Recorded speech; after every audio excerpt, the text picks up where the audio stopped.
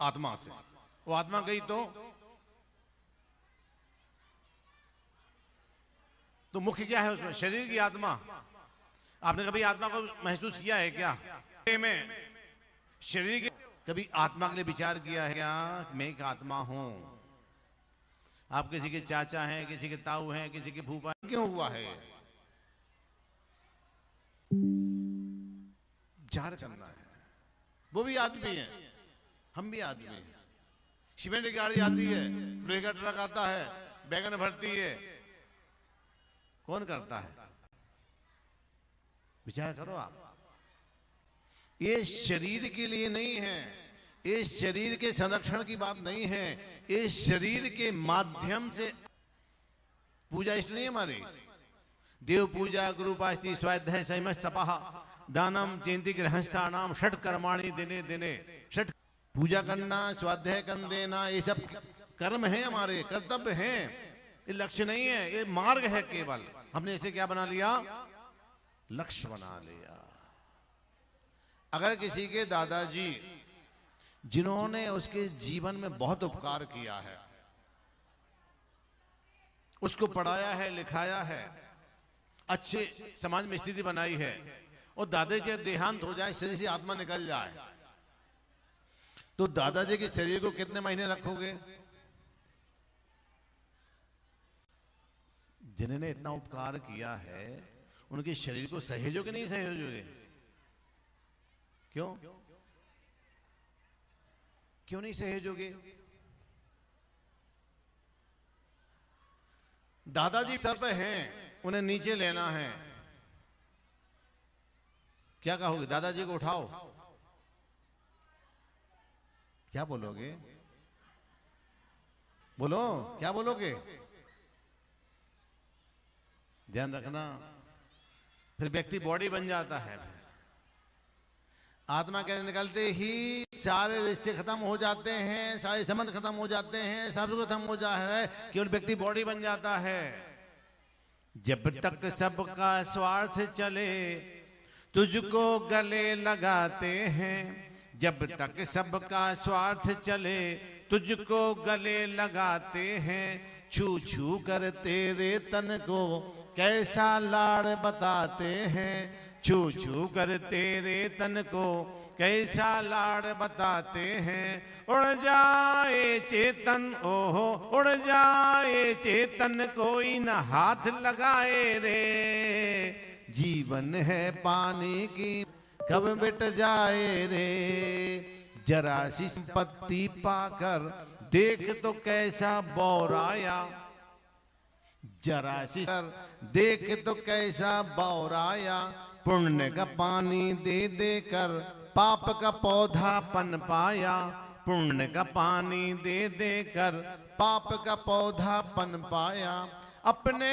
ही हाथों, ओहो अपने ही हाथों अपना कफन बनाए रे, जीवन है पानी की बूंद,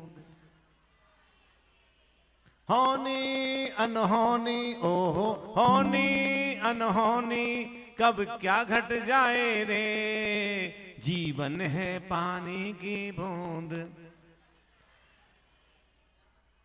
4 दिना का जीवन है, दुख ज्यादा है सुख कम है, 4 दिना का जीवन है, दुख ज्यादा है सुख कम है, जन्म सभी को है मालूम लेकिन मृत्यु से गाफिल है, जाने कब तन से, ओहो जाने कब तन से पंछी उड़ जाए रे, जीवन है पानी की बूंद। हमारा जीवन जो मिला है, जीवन हमारे आत्मा की जीवंतता के लिए मिला है, उसकी शाश्वतता मिला है, आत्मा के उत्कर्ष के लिए मिला है। क्योंकि पानी की बूंद टपकती आकाश से, मिट्टी में गिरती है, कीचड़ बन जाती है। वही बूंद अगर सीप के मुंह में गिरे तो मोती बन जाती है, वही बूंद नीम में गिरे तो कड़वी हो जाती है, और वही बूंद गन्ने में गिरे तो मीठी हो जाती है, वही बूंद सांप के मुंह में गिरे तो जहर दूधक बन जाती है। अपने जीवन को कहां ले जाना है? भोगों की नाली में ले जाना है कि भक्ति गंगा में ले जाना है? कसाई की कड़वाहट में ले जाना है कि क्षमा की मिठास में ले जाना है? किसके हाथ में? बोलो किसके हाथ में है? तो कहां ले जाओगे? बस चिंतन कर लेना, जीवन को कौन सी दिशा देनी है। परिवार की ओर ले जाना है कि परमात्मा की ओर ले जाना है? संसार की ओर ले जाना है कि सिद्धत्व की ओर ले जाना है? असंयम को ले जाना है कि संयम को ले जाना है? किसके हाथ में है? कुछ चिंतन करोगे, आज विचार कर लेना आज कि आखिर इस जीवन को हमें कहां ले जाना है। ये जो मानव पर्याय मिली है, जीवन को मिला है, शक्ति मिली है, सामर्थ्य मिली है, यश मिला है, कीर्ति मिली है, इसका संरक्षण कैसे हो? इसके माध्यम से आत्मा का संरक्षण कैसे हो? आत्मा की उपलब्धि कैसे हो? मेरे आत्मा में वो संस्कार कैसे आए जो इन विराग सागर महाराज के जीवन में आए हैं, विनम्र हैं, विश्वजाई जीवन में आए हैं, आचार्य श्री के जीवन में आए हैं। वो संस्कार हमें क्यों नहीं आ रहे हैं? वो भी इसी भूमि के हैं, अपने परिवार के हैं, अपने उसके हैं। तो विचार कर लेना, मानव जीवन बहुत छोटा है, पता नहीं कब कहां किसको कैसा हो जाएगा पता नहीं चलेगा। लेकिन अपने आप को खोज लेना, अपने आप को जात्मा हूं, इस आत्मा को परमात्मा की राह पर ले जाना है। इस आत्मा को परमात्मा बनाने के लिए ले जाना है। शरीर परमात्मा नहीं बनता, ध्यान रखिएगा। शरीर तो केवली का भी उड़ जाता है, यही छूट जाता है। आश्रय होगा आत्मा में होगा, बंद होगा आत्मा में होगा, संवर होगा आत्मा में होगा, निर्जरा होगी तो आत्मा की होगी, मोक्ष होगा तो। इसलिए आपसे अनुरोध कर रहा हूं, निवेदन कर रहा हूं, ये पुण्य भूमि में आए हो, गुरुदत्तादि 8.5 करोड़ मुनि राजों की तपस्थली, इतने बड़े संघ का सानिध्य है। अगर हम अपने आत्मा को नहीं समझ पाए, अपने आप को नहीं जान पाए, तो मुट्ठी बांधे आए थे, हाथ पसारे जाना है, कोठी बंगले महल खजाने यहीं पड़े। सोच लो, समझ लो, विचार कर लो। अपने जीवन को मंगलमय बनाना है, अपने जीवन को रमुकारमय बनाना है। तो जो आप क्रिया कर रहे हो उस क्रिया को थोड़ा सुधार लो। आप पूजा तो करते हो आप, लेकिन शब्द पूजा करते हो आप, भाव पूजा नहीं हो पाती है। हम व्यवहार पूजा करते हैं। अगर कोई अपरिचित व्यक्ति आपके शहर में आए, आपके गांव में आए, ट्रांसफर होके आया है, वो किसी पोस्ट पर है और प्रत्येक संडे को मंदिर में विधान करता है। इस संडे आप विधान में गए, मंदिर गए, आपकी गाड़ी आने वाली 10 मिनट का समय आपके पास है, और मुझे बताइए वो 10 मिनट आप उसके विधान में बैठेंगे क्या? अपरिचित व्यक्ति के विधान में विचार करो आप। अगर वही विधान अगर मलैया जी करा रहे हो, कपिल भैया करा रहे हो, आपको अटल ही है, बैठोगे कि नहीं बैठोगे? बैठोगे किसके लिए? भगवान के लिए कि कपिल भैया के लिए? किसके लिए बैठोगे? तो भक्ति है कि क्या है ये? सोच लो, विचार कर लो। ऐसी भक्ति हमारा कल्याण नहीं करेगी। मजबूरी में क्या हुआ धर्म आड़े आने वाला नहीं है। मजबूती से किया धर्म ही हमारे जीवन को ऊपर उठाएगा। इसलिए जो कार्य करना है वो मजबूरी से करना है, मजबूरी नहीं करना है। घुटने चलते कदम एक दिन स्वयं खड़े हो जाते हैं, और छोटे छोटे नियम एक दिन बहुत बड़े। पुनर्वा भील ने कौवे का मांस छोड़ा था केवल, मत कौवे का मांस छोड़ा था केवल,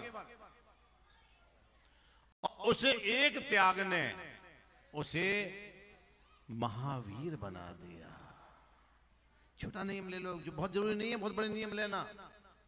अच्छा मुझे बताओ आप, अगर कोई व्यक्ति 5 बार भोजन करता है, 2 बार नहीं 5 बार, तो कितना समय लगेगा उसको भोजन करने में? 5 बार के भोजन में कितने घंटे लगेंगे? 2 घंटे 3 घंटे मान लें अपन। बिस्तर पे पहुंच, जब तक बिस्तर पर हूं तब तक सब कुछ त्याग। वो 10 मिनट भी हो सकते हैं और 5 घंटे भी हो सकते हैं। जब तक बिस्तर पर हूं। तो विचार करो आप, अगर निद्रा अवस्था में कहीं आयु बंद हुआ तो कौन सा बंद होगा? करते हो क्या? कल आठे हैं, है कि नहीं? अब छोला डले के नहीं डले, कल हरी बनने नहीं आ, वो दूध आओ के नहीं आओ, वो भाव के नहीं भाव, ये सोचते हुए अगर सो गए तो क्या कौन सा बनेगा? चेक आया कि ना बैंक में पहुंचा कि नहीं पहुंचा, ये सोचते हुए गए तो क्या होगा? सोच लो आप। बहुत सरल है, कुछ नहीं करना है, बस केवल संकल्प करना है। और संकल्प करते तुम्हारा जीवन धीरे धीरे जुड़ेगा। आचार्य गुरुदेव विद्यासागर महाराज जी के पास एक व्यक्ति जिसकी 3 कन्याएं थी, व्यापार पूरा खत्म हो चुका था, 0 हो चुका था। क्षमा सागर महाराज जी उनको लेके गए आचार्य श्री के पास। आचार्य श्री हमने सारी बात रखी उसने, अब हमारा जीवन चलाना मुश्किल है, कुछ नहीं हो सकता। आचार्य श्री का दान देना शुरू करो। खाने को तो है नहीं, दान कहां से करे? पूजा क्षमा सागर ने पूछा कि आचार्य श्री कैसे होगा? आचार्य श्री ने कहा भोजन करते हो, 4 रोटी खाते हो, 1 का दान करो। 4 रोटी खाते हो, 1 का दान करो। और 6 साल के अंदर उस व्यक्ति का जीवन फिर से प्रशस्त हो गया। हम समझ नहीं पा रहे हैं, दान पैसे का थोड़ी होता है। मैं सुबह बताया था आपको, 1 करोड़ वाला अगर 1 लाख दे तो 1% होता है, 1 लाख वाला 20,000 दे तो 20% होता है, 1000 वाला 500 दे तो होता है। ध्यान रखना आप, जो 20 किलोमीटर दूर जाकर बस इसी बीच में मैं क्या कर सकती हूं, तो जो जरूरतमंद है उसको मैं सीट पे बिठा देती हूं, मैं खड़ी हो जाती हूं, इतने ही मैं दान कर सकती हूँ, इतने ही मैं परोपकार कर सकती हूँ। ध्यान रखना, कितनी उत्कृष्ट भावना है उसकी। कुछ जा रहा है क्या? लेकिन संस्कार तो हो, संस्कार ही नहीं है। कितना है जाना नहीं है, साथ में ये भी जानते हैं हम, संस्कार है लेकिन छोड़ा नहीं जाता है। ध्यान रखना, आप अपनी आत्मा को संस्कारित करो धर्म से, पुण्य से।